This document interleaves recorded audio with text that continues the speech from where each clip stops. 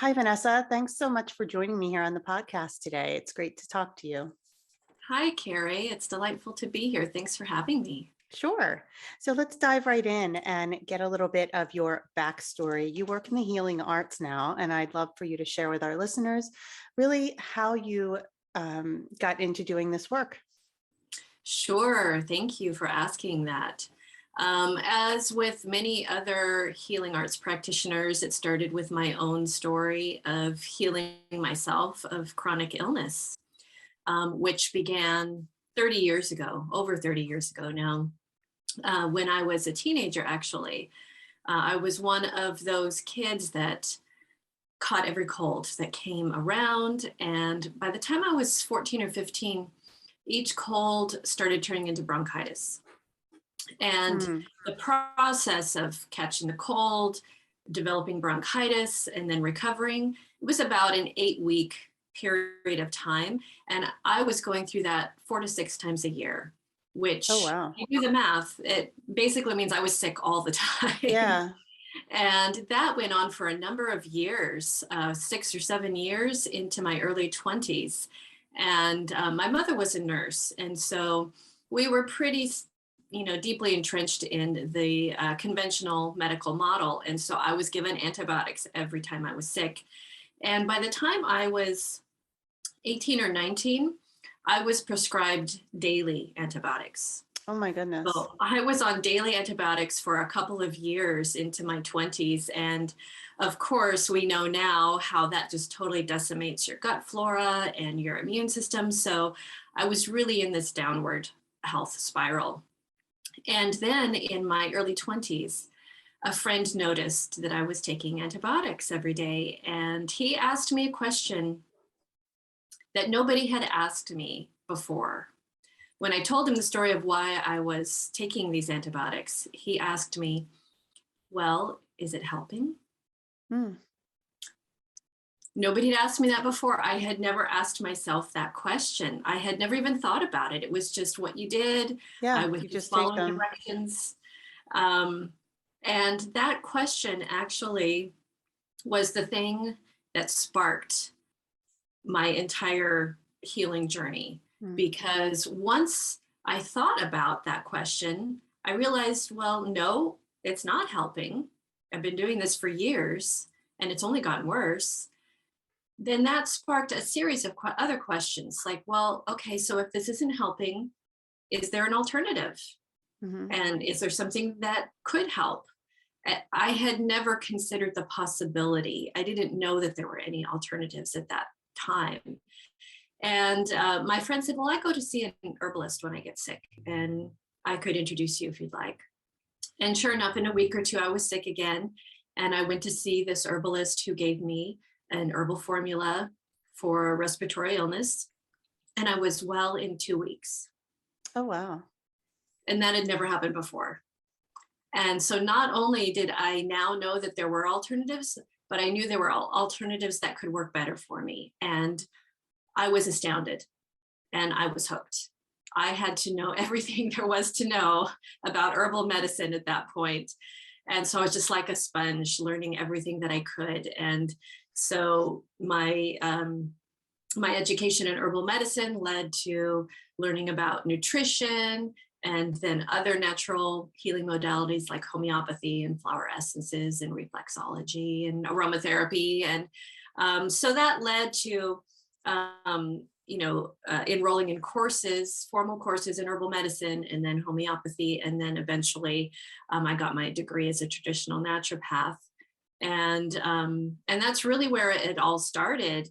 And throughout that process, I had gotten married and I was starting a family. And I really was just using this knowledge to help me create better health for myself and also for my children and my family.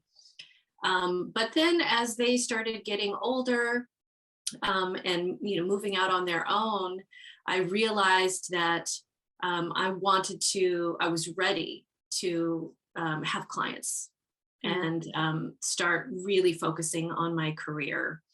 And the reason that I'm now focusing on women in midlife and helping them to navigate the menopausal journey naturally is because even though when I came into my menopausal journey, I had had a good 25 years of working on my health. So I came into it with a really high level of health, but I still suffered from symptoms that really surprised me. I kind of expected to just sail through it. I hadn't really thought about it that much. And, here I am, I'm a natural healthcare Yeah. practitioner. Right. And it still kind of stopped me in my tracks. And it took me a while to realize I was in perimenopause. And it took me a while to realize that the emotional outbursts, the intense feelings of sadness or frustration, and the changes in my cycle took me a few months to realize, oh, I'm actually in perimenopause. And also at the same time, I was going through a divorce, dealing with my children moving out on their own. I was moving to a new city, buying a new house all on my own for the first time, and restarting my career. And then later, dating for the first time in over 20 years as a menopausal woman. Yeah. And so all of this happened in a period of a couple of years. And so it was very intense, many shifts, many changes. And what I realized was that I had come into it with a really high level of health and still experienced some challenges. And number two, I had cultivated a really strong network of support around myself. And so having my natural health tools and having that support was what really brought me through it without any, really major issues coming up. And what I was seeing around me was that most women don't have that. Yeah, They're and not. it really has made for what I think of as the women's midlife crisis, right? The midlife crisis used to only be attributed to men. And these days, women who don't have that support and are experiencing this wide range of things coming at them during perimenopause, their midlife crisis is like career shift, or it's like they lose it, or we Mhm. lose it. Yeah, it's an interesting Yeah, phenomenon. it is. And one of the things that I have learned is that, we're so conditioned in our society to think about menopause as a really negative thing. Yeah. And, your life is just going to be all downhill from there. You're going to be just suffering with symptoms. And, there are many reasons that we are conditioned to believe this, but what that results in is that I believe we need to really reframe our conception of Mhm. what menopause is all about. And how I like to help my clients is to reframe it as a spiritual initiation into what can be the most impactful and powerful time of your life. Yeah. And because it's a very potent time in our lives. And the problem is that so many women are coming into it having this idea that, oh, it's terrible, and it's basically the end, it's the beginning Hmm. of the end. And they are having a lot of health issues, and they're having a lot of changes, as we mentioned, whether it's career or relationship or with children or whatever is going on. It all tends to happen at this time. And I Yes. think there's a reason for that.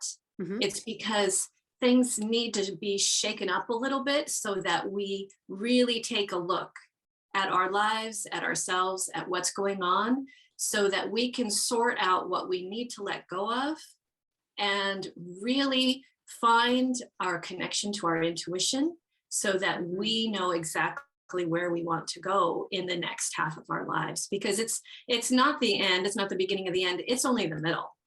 Yeah. Women Yeah. are living so much longer these days than they used to in generations past. And in the past, many women didn't live through menopause. Just Yeah. 100 years ago, the average life expectancy in the US for a woman was only 53 years. Mm-hmm. And 200 years ago, it was only 35 years. So, we do have that collective memory that, okay, menopause kind of equals the end, but it's no longer that way. Yeah. And not only is the life expectancy now in the mid 80s, but the largest segment of the population that is growing is the centenarian population, Mm-hmm. the population of people that live to 100 years or more. That's the largest growing segment of our population, and 80% of those people are women. So we can expect to live more years after menopause than before menopause. So it's a rebirth. In traditional Chinese medicine, they call menopause the second spring, as you That's probably know. Yeah, that's the name of my business, Second Spring Exactly. Naturals. Yeah, yeah. Yes, and so I love that because it alludes to the fact that this is our second spring. It's Mm-hmm. our rebirth. It is. Menopause is a rebirth. And, it's that cycle of life. Yes, there is a death in there because it's the death of our reproductive phase, but it's the rebirth of this new spring, this second spring that we have to create new things and to really make the impact that we want to make in the world. Yeah, I like to think of it as a second chance too. So many of us are shifting in our careers and making really dramatic changes. I spoke with a woman yesterday who went from engineering to the healing arts. And, having come from a whole family of doctors and lawyers, that it takes a lot of courage to make that shift, right? I went from education into building a business based on natural skincare and soaps and things like that, and then building a wellness community. So I think we've all kind of experienced a shift in one way or another, whether it's our career or our relationships or something. But we all have the opportunity for sure. It's never too late to start over. Absolutely. I totally agree with that. Yeah. So I have written so many other questions down. Now I don't know where to start. I want to get back to, intuition. You had mentioned intuition, and this is definitely a common theme. Something I'm seeing growing stronger and stronger in my own life is being able to listen to my own intuition. How would you suggest any tips for women who are wanting to be able to listen to their own intuition, but just don't know how? That's a great question. So I think that, first of all, I think we need to believe that we have an inner wisdom, that we have our own inner healer, our own inner wise woman that we can tap into. And I think that for a lot of women, we don't really believe it. We're like, yeah, that sounds great, but it's never worked out for me. Or is it real? Is it actually is it there? real? Right. And so I think we need to believe it, at least a little bit to begin with. And then secondly, I think we need to make the space for it because we are so busy. As we mentioned, there's so many things happening in our lives, especially at this time. And we're so used to focusing on others. We're so used to taking care of children or spouses or other family members or our careers, our friends. It's our focus is very much outward as women. And if we want to be able to let our intuition come through, we need to make space in our lives for that. Now, I love that you said that because I hear that often as well. And so I'd like to ask you, when do you make space? I have space on Fridays. I've literally cleared some space in my schedule. Another woman I interviewed described the space that she has cleared as white space. It's her time to think, her time to meditate, her time to be creative. Do you actually put time in your schedule just for you?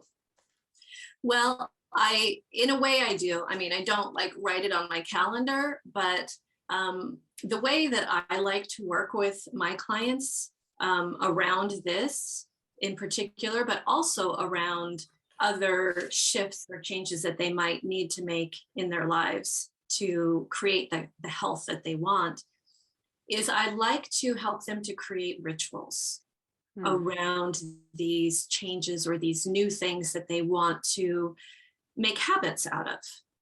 Because Yes. if we just do it once or twice and then we forget about it, it's not going to work. So we need to figure out a way that we can make it a habit.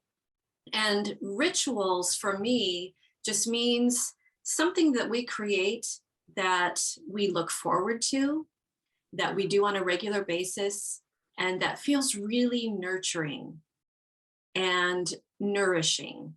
And so I work with women to find out, like what feels really lovely for you. And for some women, it might be, an aromatherapy bath. Yeah. Or for some women, it might just be lighting a candle, but something that you can do that's intentional. So it Mhm. sets the stage, it sets the room, the space, the feeling to really be intentional about what you're doing. And you really look forward to it. Because if you enjoy it and you look forward to it, then you're going to keep doing it. Yes. So for me personally, I have a morning and evening ritual that I do. So when I wake up in the morning, I have a morning ritual that I do before I even get out of bed. And then I have certain certain rituals in the morning for how I nourish myself first thing. And then before I go to bed, I have a separate ritual. And I put little things in those rituals that just feel really wonderful to me so that I look forward to it. And it can be as simple as, a walk in nature. If you really Yeah. love to walk in the sun, that can be your time, your space that you just take a moment to still yourself, just to be quiet and be present in that moment, whether it's listening to the birds or whether it's, petting your dog, taking your dog for Mhm. a walk, or tending plants in your garden. It can be everyday things. It doesn't have to be something, really elaborate. Yeah. But I think the keys are to be intentional about it, to make it something that you enjoy doing, and to just drop into the present moment. Use your senses. What do you see? What do you hear? And just be still in that moment. And those are the moments that intuition drops in, is when Mhm. you can just be still and be present with what's happening right now without thinking about the future, what you have to do an hour from now or tomorrow, or worrying about the past. Just being here Yeah, now. I think paying attention to when you first wake up in those moments when you first wake up, we Mm, let those fly by so quickly, but I think there's a lot of opportunity there to listen to intuition. absolutely. So you mentioned rituals, and I like that you frame it as rituals. So one of your habits that has become a ritual is belly dancing. I can't wait to hear about this. Talk to me about it. How did you get Yeah, into this, and what absolutely, is that like? absolutely. I actually think about belly dancing as a meditation. Hmm. It's like a sacred practice for me. And I've always been a dancer. I've danced various styles of movement since I was 5 years old. But since about 10 years old, I had this fascination with belly dance. I always wanted to learn how to belly dance for some reason. I didn't really know why. And I never had the opportunity until I was about 20. And then I found a belly dance teacher. And as I said, I had had a lot of dance training. Yeah. So I expected it to be fairly easy for me to learn. But I have to say, it was the most challenging form of dance that I have learned, but also the most natural. Okay. And that is because belly dance is a traditional Middle Eastern cultural dance that is based on movements that were created for a woman's body to help her body go through the transitions it needs to go through throughout her life. Hmm. So it was actually created for women. It was traditionally only performed by women for women, and the dance itself tells the story of womanhood. Oh, So wow. it's all about women's empowerment. It's all about things that you can do, the ways that you can move your body to help your body be stronger and healthier and help you to navigate, all of the changes from first menarche through pregnancy, postpartum, and menopause. Yeah, and it And literally strengthens your core, right? Like it literally the core. strengthens you as a woman Hmm. and the parts of you that you have as a woman. It strengthens your core. It strengthens your entire pelvic region, and your whole body, really. And so I love the fact that it's all about women. It's all about empowering women to be strong and healthy, and it's all about community, because traditionally, as I said, it was only performed for women in your village. Yeah. You would teach the younger generations of women these dances, and you would perform for each other, and they were celebrations of Huh. womanhood. And Very the men had cool. their own dances, Yeah. that they would do together, but it was about the community and helping each other and supporting each other to be healthy and to be supported and to be strong. And the dance itself, there's several parts to traditional belly dance, and the first part of the dance is a very lively dance that represents childhood, represents maidenhood. The middle part slows down, and sometimes there's even some floor work. And this presents coming of age, it presents motherhood, it presents giving birth sometimes, if there's a lot of floor work there. And then the third stage is another lively piece, and it's the celebration of the mature woman and her wisdom. So I just love that it tells the story of what we go through as women, and it's very body positive. Any woman, regardless of size or shape or weight, can belly dance and can do it beautifully and can use it as part of her meditation or part of her health practice, or part of her meditation, or just for fun.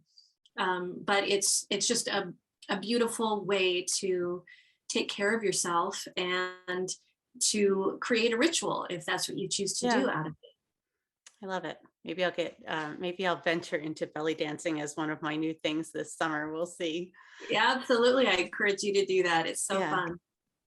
So can you talk to us now about, you also developed a natural cosmetics company throughout your entrepreneurial journey. Can you tell us how that came about and what that looks like today? Yes, thank you for asking. So that actually came out of my healing journey. When I first started studying herbal medicine, I found a mentor and I studied with her for 2 years. And when I graduated from her program, I was in my mid 20s, still pretty young. I didn't want to take responsibility for other people's health at that time. I just was not ready to do that. But I wanted to use my newfound herbal knowledge in some way. And so I created a business handcrafting herbal soaps, and then went into skincare products, body care products, facial care products. And I sold them at the local farmers market Mhm. for about 9 years. Oh, And wow. Okay. over that time period, I built up a very loyal clientele. And in the last few years, of that time period, I realized that my clients were coming to me with the same question. And that was, we love all your products. You have the whole line except for makeup. Yeah. What do we do for natural makeup? Because we know that everything that you create is all natural, and that's what we want. And at that time, there really were not that many choices in natural makeup that were all natural and Sure. healthy and pure. And so I took about a year in research and development, and I really wanted to create an herbal makeup because I was an herbalist. Mhm. However, what I learned was that I would need to use preservatives, Yeah. because any plant material has a shelf life, and in Mhm. order to be Mhm. safe, you need to use preservatives. And I looked into all of the so-called natural preservatives at that time, and none of them met my standards. So I began to kind of shift my research into other natural ingredients.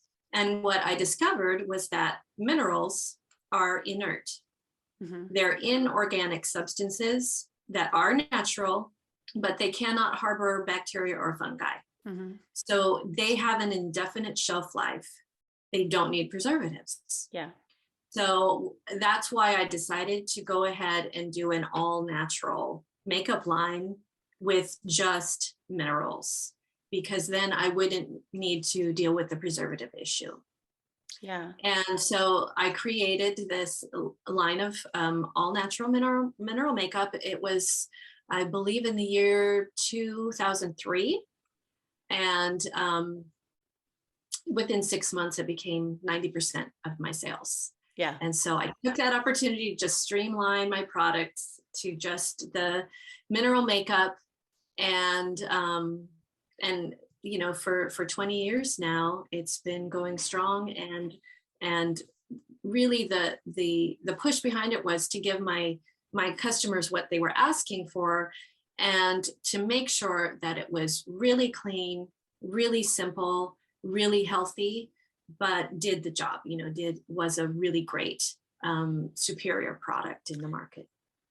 Great. So where do you do your, I don't want to call it manufacturing, but it's all manufacturing to some degree. Do you have a studio in your home or an outside studio? I do. I have a workshop studio in my home, and I still handcraft every batch myself.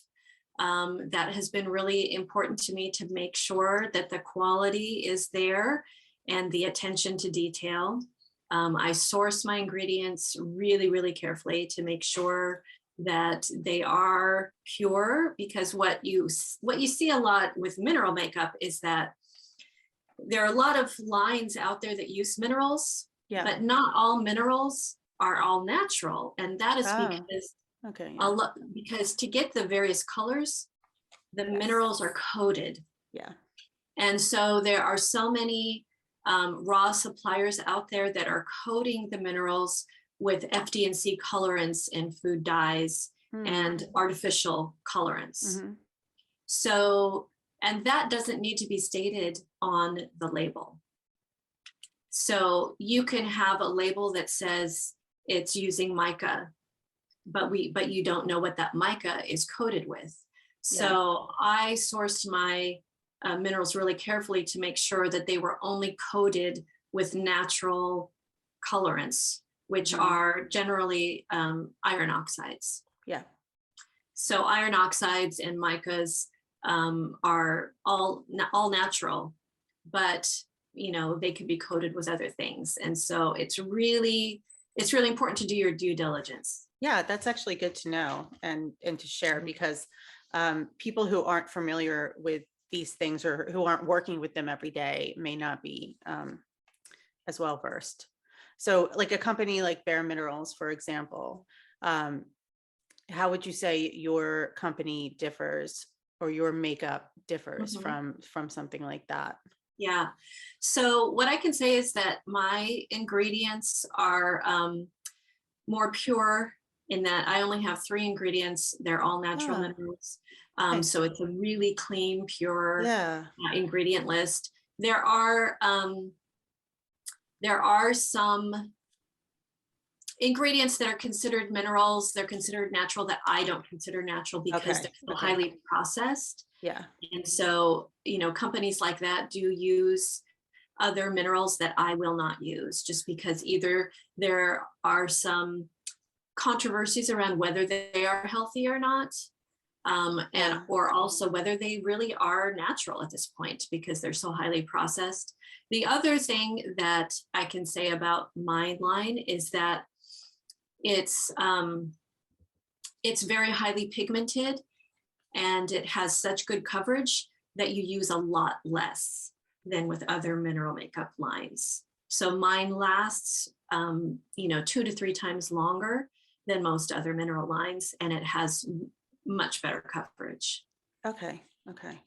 So as we're nearing the end of the interview, I wanted to ask you just 2 more questions. One is, are there any books that you might recommend to a woman who is just kind of venturing into looking at maybe holistic medicine or homeopathy, or, even looking just to change to natural products?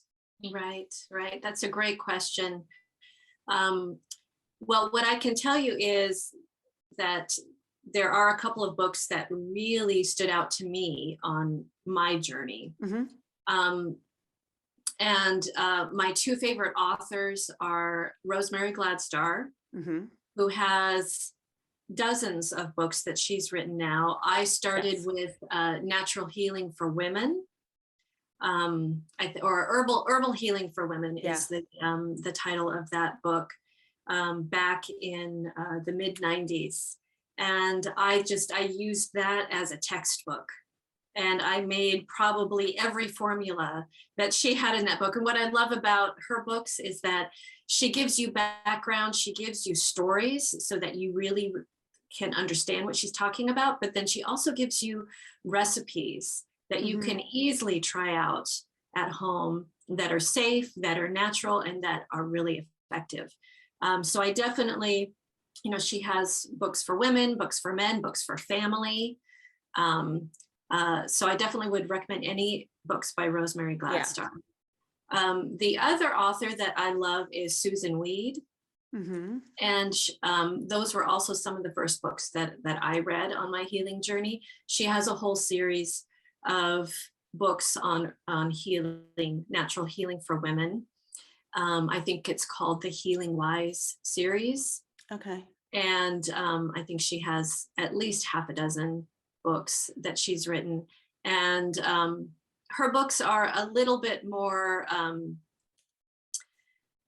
earthy, I guess you Hmm. would call it, and what I love about her is she really talks about how you can create relationships with the plants.